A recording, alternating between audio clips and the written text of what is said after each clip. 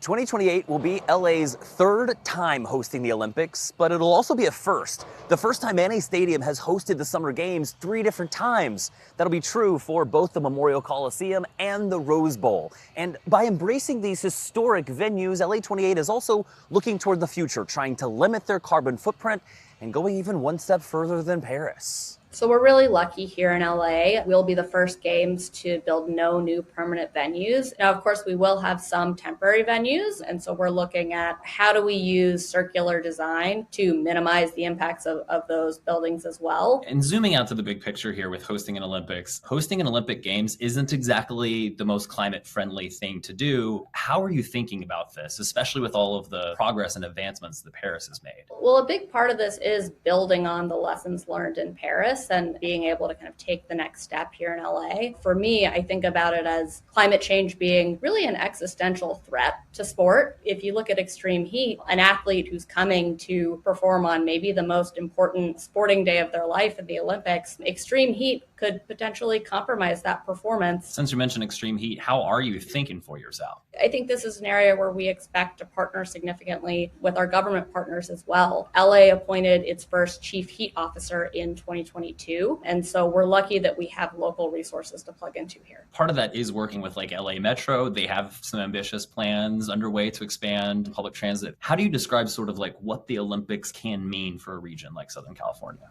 We like to think of ourselves as a catalyst. There's a lot of work, on transit specifically that we need to get done that will improve the public transportation system in LA. And the games can act as a catalyst to help accelerate them, but also to see if we can help people integrate transit into their daily lives. When we just think about the reputation of Los Angeles, that might be a tall mountain to climb. It is, yeah. I think the flip side of that is that there's a lot of opportunity. How do you think sports and athletics and the Olympics specifically can actually be a force for good in the context of climate change and climate action? Yeah, it's a good question. For us, California's environmental leadership provides a really strong foundation on which to build a sustainability program. But ultimately, I think our power is our platform, our ability to bring people together to inform and engage around sustainability. To me, that's really the unique power of the Games, and we absolutely want to leverage that. This fall, we'll get a report card from Paris 2024 about how well they did at meeting their climate goals. And then early next year, we'll get a detailed plan from LA 28